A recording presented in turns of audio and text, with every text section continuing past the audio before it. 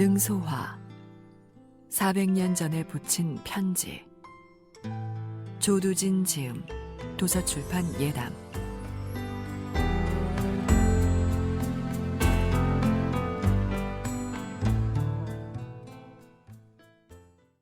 마을 사람들의 수군거림은 북소리, 장구소리, 꽹과리 소리에 묻혀 사라졌다.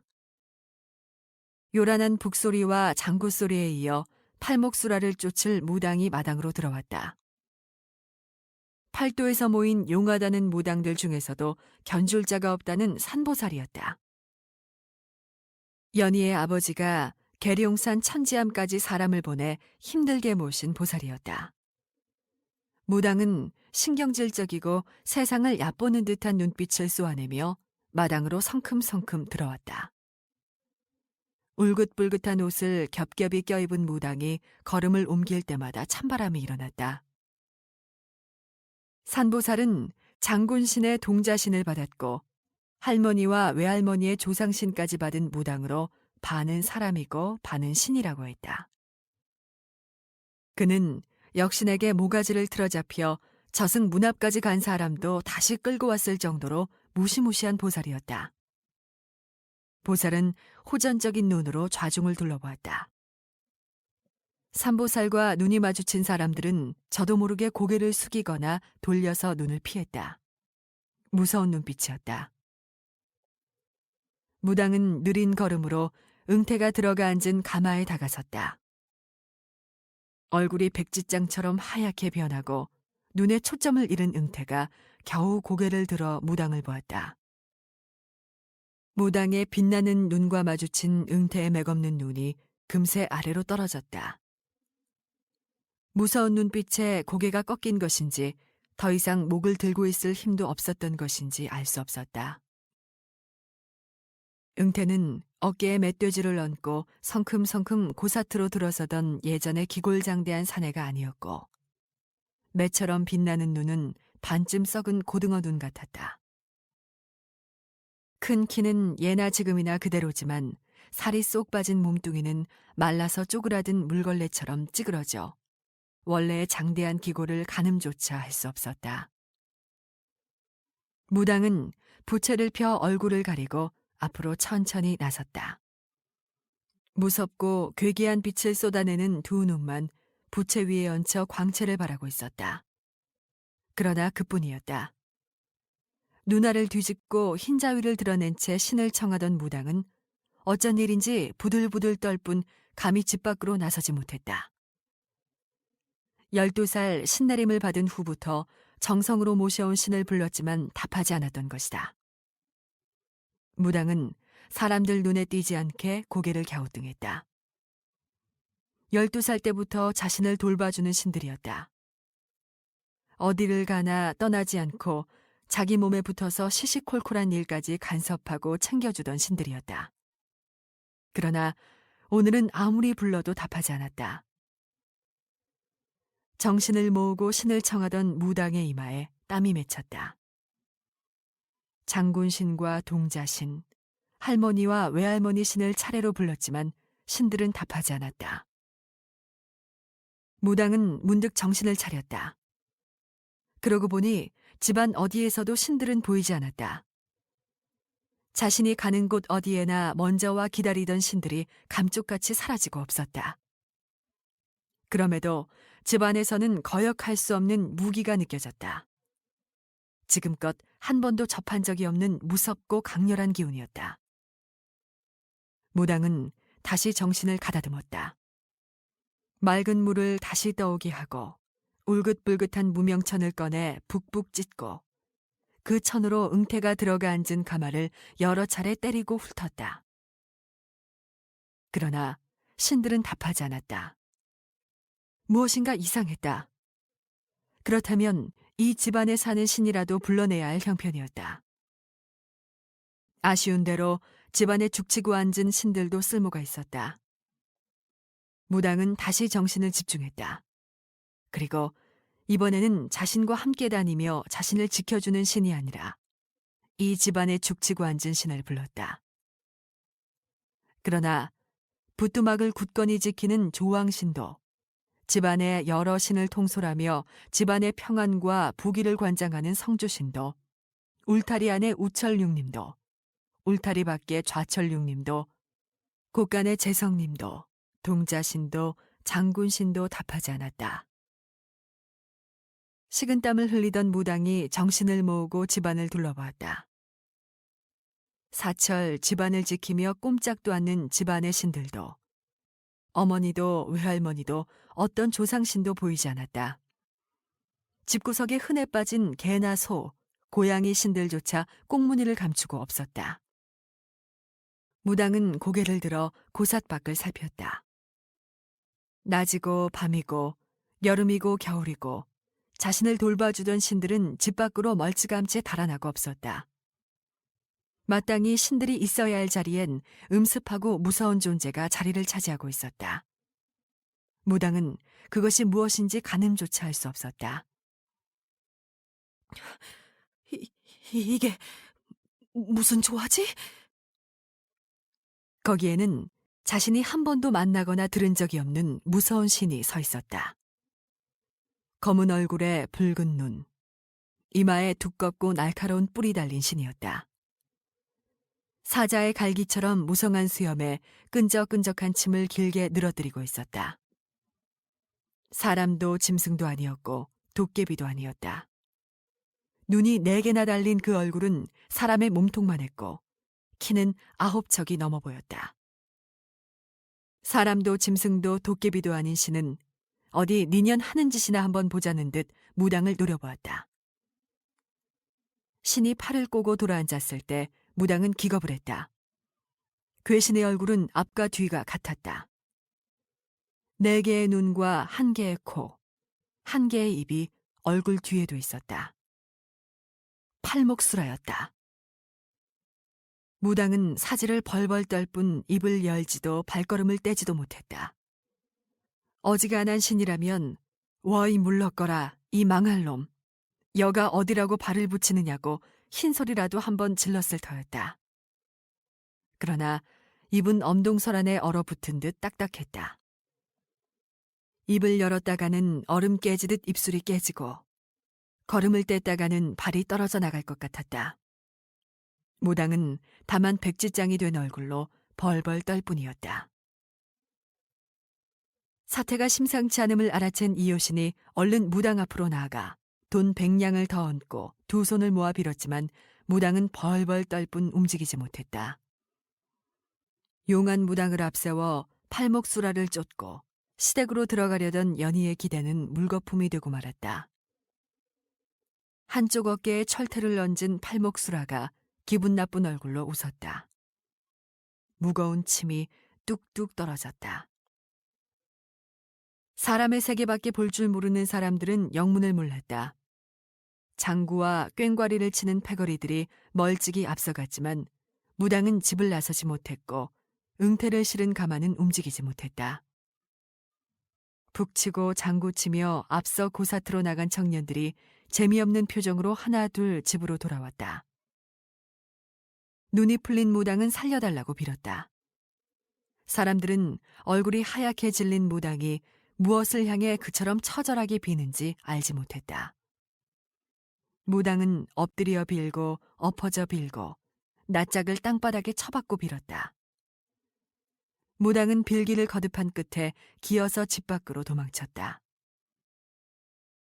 연희는 눈물을 흘리며 가마를 재촉했다. 마을 청년들이 꽹과리를 치고 북을 쳤다. 가마 옆에 선 연희는 자주 뒤를 돌아보았다. 9척의 팔목수라는 철퇴를 어깨에 짊어진 채 느릿느릿 가마를 따라왔다. 걸음을 빨리 하면 팔목수라도 서둘러 걸었고 걸음을 늦추면 팔목수라도 늦췄다. 말을 타고 앞서가는 이효신은 고개를 들어 하늘을 보았다. 하늘이 꺼질 듯한 한숨이 끊이지 않고 터졌다.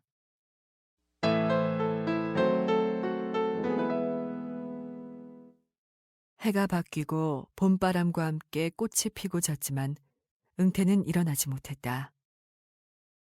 이효신은 하온 스님이 생전에 기거하던 구조감을 찾아가 빌고 또 빌었다. 아들을 대신해 볏짚으로 허수아비 사람을 만들고 갓 잡은 소피를 흠뻑 발라 신에게 바치기도 했지만 아들의 병세는 차도가 없었다. 이효신과 남다른 인연을 맺고 있던 고을수령 장재경이 특별히 여제단을 만들고 제사를 지냈지만 응태는 일어나지 못했다. 정녕 어쩌지 못할 일이란 말인가. 이효신은 이미 떠나버린 하온 스님을 생각하며 하루에도 몇 번씩 한숨을 내쉬었다. 이미 늦었다고 하나 하온 스님이 살아있다면 방책이 전혀 없지는 않을 것이라는 생각에 가슴이 미어졌다. 아쉽고 서러운 날이 속절없이 오고 가고 있었다. 날씨가 갑자기 무더워지던 날, 응태는 끔찍한 경련과 함께 근육이 마비됐다. 맥박이 가늘어졌고 정신을 잃었으며 사지는 차가워졌다. 연희가 남편의 팔다리를 주무르고 더운 물에 적신 수건으로 온몸을 문질렀다. 기름 등잔 아래에서 응태는 가는 숨을 쉬었다.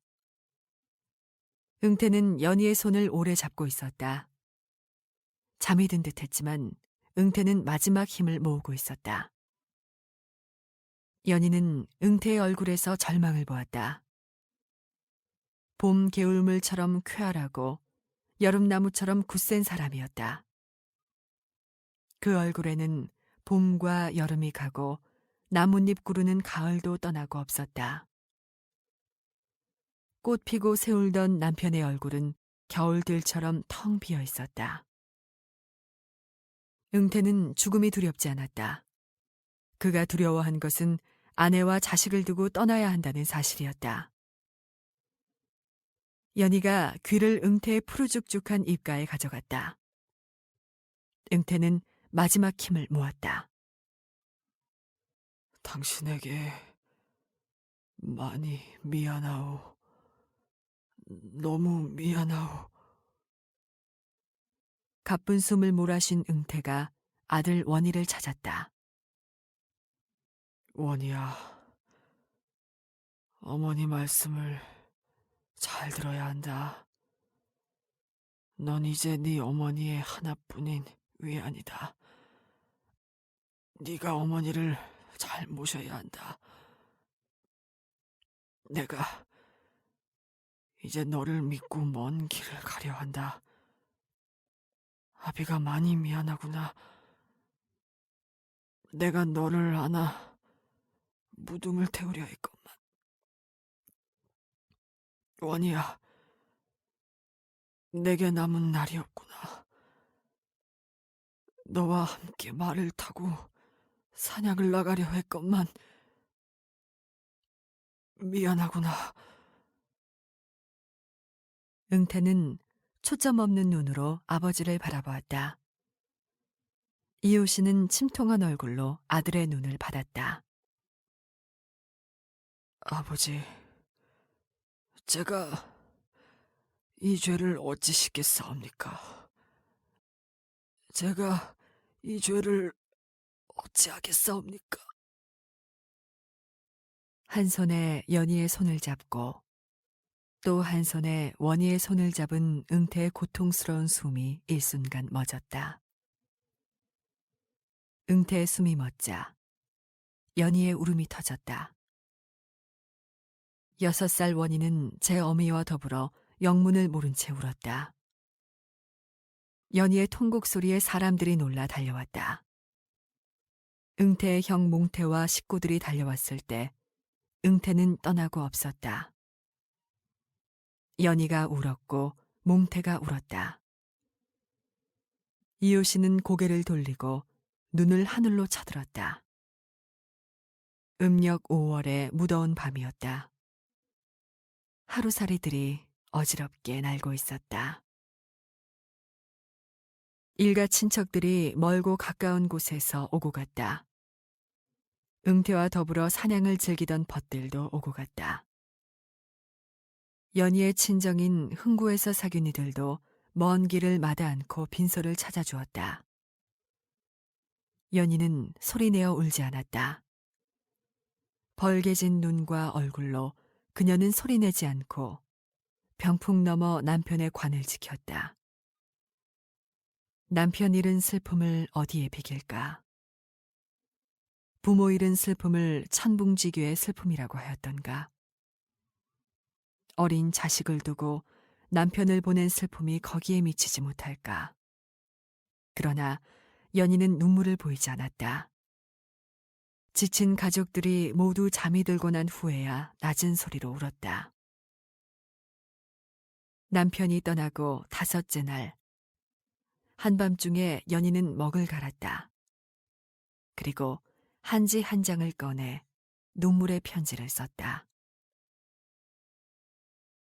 당신은 언제나 저에게 둘이 머리가 휘어질 때까지 살다가 함께 죽자고 하셨습니다.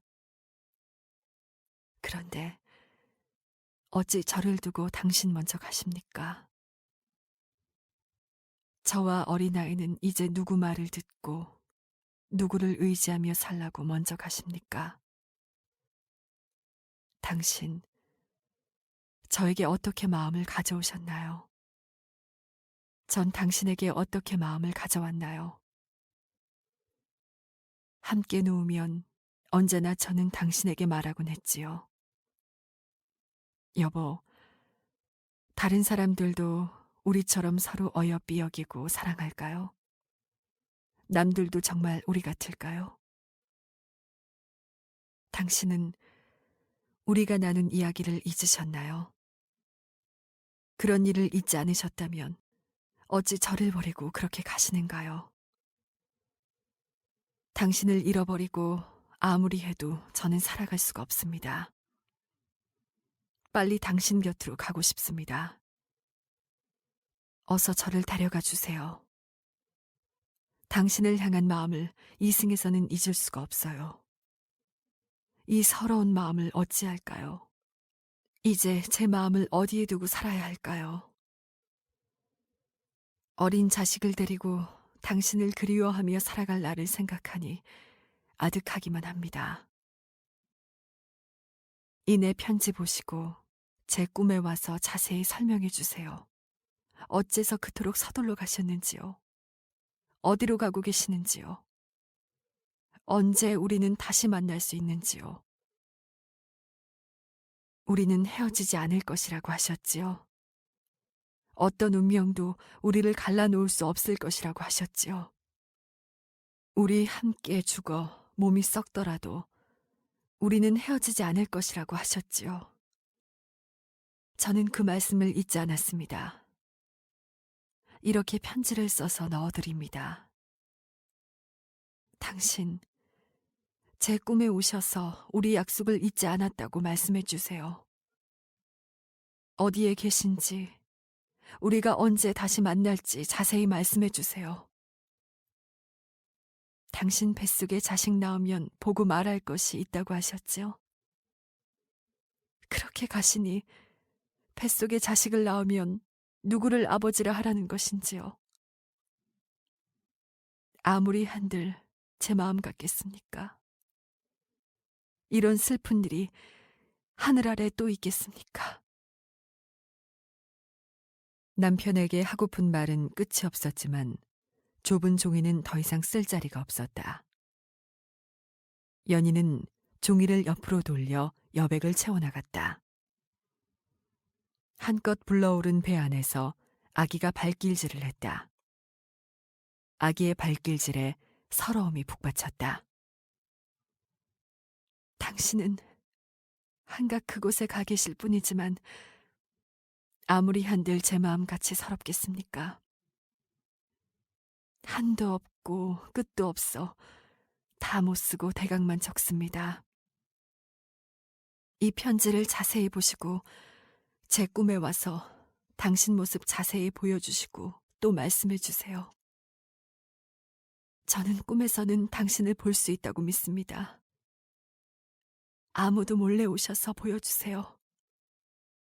하고 싶은 말 끝이 없습니다. 얼굴을 이불에 묻고 엎드린 연희의 두 볼로 눈물이 흘렀다.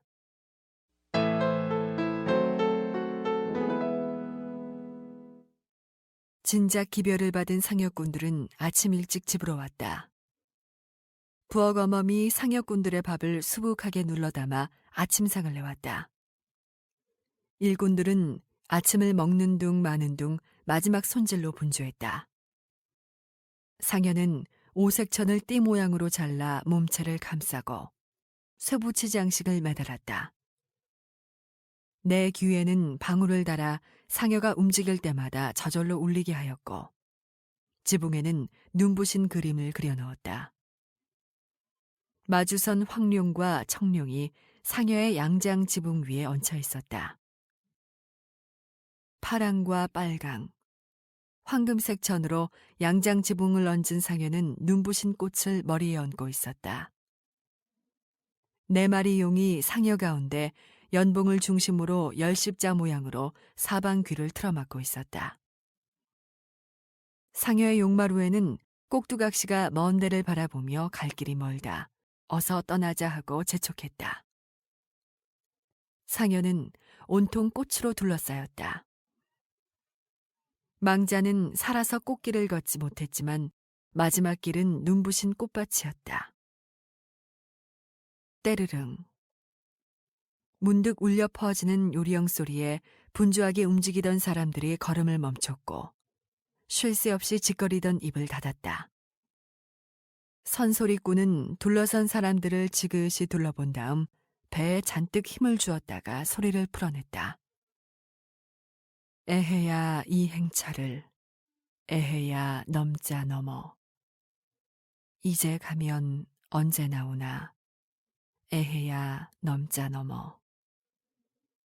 어제 저녁에 성튼 몸이, 에헤야 넘자 넘어. 저녁 나절 병이 들어, 에헤야 넘자 넘어. 유정 무정 나가가면, 에헤야 넘자 넘어. 늦었구나 늦었구나. 에헤야 넘자 넘어. 아깝도다 아깝도다. 에헤야 넘자 넘어. 꼼짝도 않고 서 있던 33 상여꾼들이 선소리꾼의 노래를 받았다. 조용하던 집 안팎은 눈물바다로 변했다. 망자를 대신해 소리꾼이 집을 향해 하직 인사를 올렸다. 이효신은 손으로 기둥을 짚은 채 먼 데를 보았다. 연희와 원희, 응태의 형 몽태가 소리내어 울었다. 소리꾼은 망자의 가족과 망자가 행복한 시절을 보낸 집을 향해 오래오래 하직 인사를 올렸다. 사랑방과 안방, 대청과 별채를 두루두루 살피며 절했다. 죽은 아들을 대신해 소리꾼이 큰 절을 올렸을 때 이효신은 몸의 균형을 잃고 비틀거렸다. 그의 두 눈에서 뜨거운 눈물이 주르륵 흘렀다. 망자의 혼백을 모신 요여가 앞섰다. 마치 작은 가마처럼 생긴 요여에는 뿔이 셋 달린 도깨비가 험악한 얼굴을 하고 있다. 죽은 것도 서러운데 갈 길을 막는 놈이 있으면 누구라도 용납지 않겠다는 얼굴이다.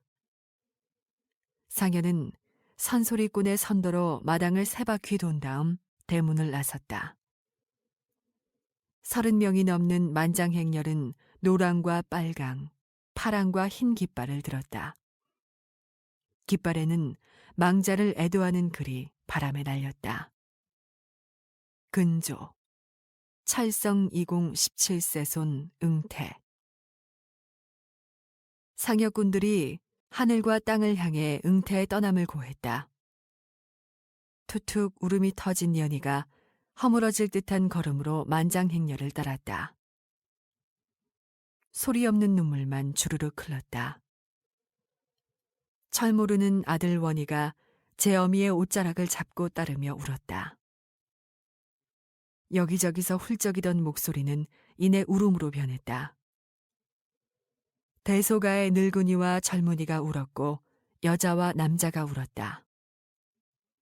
무뚝뚝한 얼굴로 만장행렬을 구경하던 이웃 안악이 눈물을 훔치며 고개를 돌렸다. 늙은 이웃이는 침통한 표정으로 고개를 떨구었다. 망자는 살아서 수십 명을 거느리지 못했지만 마지막 길을 배웅하는 만장행렬은 수백 명이 넘었다. 당신, 저에게 언제나 머리 휘어지도록 함께 살자고 하셨지요. 그런데 어찌 저를 두고 홀로 먼저 가십니까? 아직 어린 우리 아이는 이제 누구 말을 듣고 어떻게 살라고 당신 먼저 가십니까? 연희는 자신이 어디로 걷는지도 모른 채 걸었다. 울긋불긋하고 흐릿한 풍경이 눈앞에 스쳤을 뿐 아무것도 보이지 않았다. 파랗고 붉은 만장행렬이 너울너울 춤을 추었다. 연희의 걸음걸이는 만가를 따라 흐느적거렸다. 만장행렬은 꿈속을 거닐듯 느릿느릿 움직였다. 연희는 자신이 꿈속을 헤매고 있는지 더운 세상의 길을 걷고 있는지 분간할 수 없었다.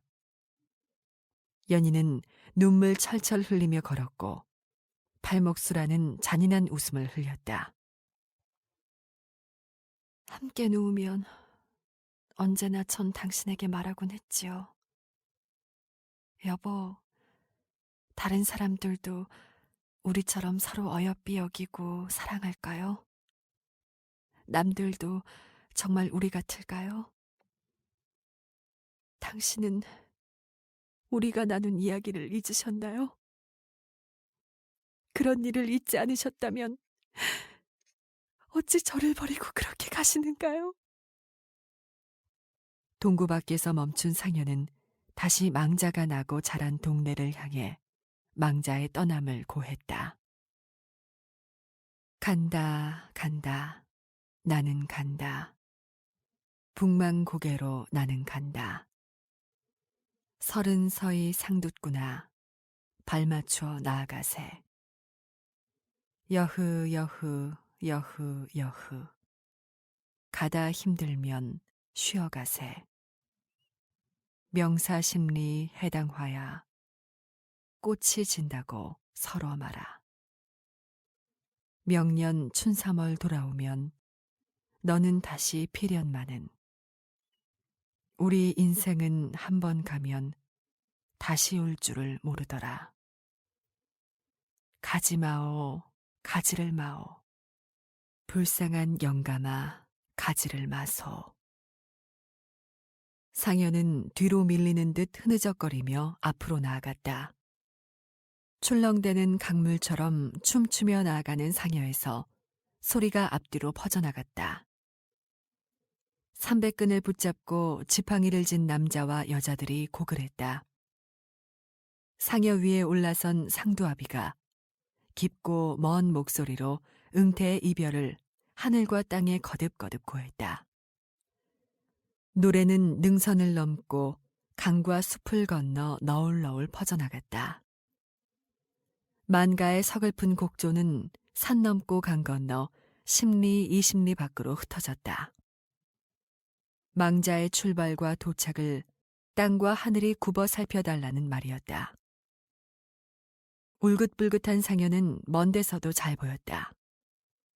하늘과 땅의 신들이 지나는 눈으로 슬쩍 보아도 망자의 이별과 도착을 알기에 충분했다. 젊은 여자와 늙은 여자, 어린아이와 늙은 남자가 상여 뒤에 바싹 붙어서 따랐다. 이효신은 흰 수염 날리며 비척비척 따랐다. 네가 나를 묻어야 하거늘 내가 너를 묻는다. 시문이 무엇이고 무예가 무엇이더냐. 기껏해야 부모의 가슴에 무덤이나 만들어 놓고 떠날 놈의 잔재주가 아니더냐. 몹쓸 놈아, 몹쓸 놈아. 소화꽃은 무엇하려 꺾어왔더냐, 몹쓸 놈아. 그렇게 막고자 했는데 내가 막지를 못했구나. 죄인이로다. 내가 너를 죽인 죄인이로다. 이효신은 바람이 불어오는 쪽으로 얼굴을 들어 바람에 눈물을 훔쳤다. 백발이 바람을 쫓아 날렸다. 부지런한 상여꾼들이 먼 길 떠나는 망자와 남은 자를 위로했지만 연희는 듣지 못했다. 눈물은 멈추지 않았고 상여꾼의 노래가 멈출 때마다 연희의 날카로운 울음소리가 대열을 찢고 흩어놓았다. 당신, 저한테 어떤 마음을 가지고 어떻게 대하셨는지요? 전 당신에게 어떤 마음을 가지고 어떻게 대했는지요? 이렇게 야속하게 가실 요량이면 어째서 그리 다정하셨는지요? 이렇게 야속하게 가실 요량이면 어째서 긴 밤을 새워가며 굳은 약속을 하셨는지요? 빗물 섞인 바람이 불었고 상여에 매달린 붉고 감청색 천들이 파르르 떨렸다. 산으로 뻗은 먼 길을 따라 상여는 구불구불 출렁출렁 나아갔다. 곡소리는 잦아들지 않았고 눈물은 마르지 않았다.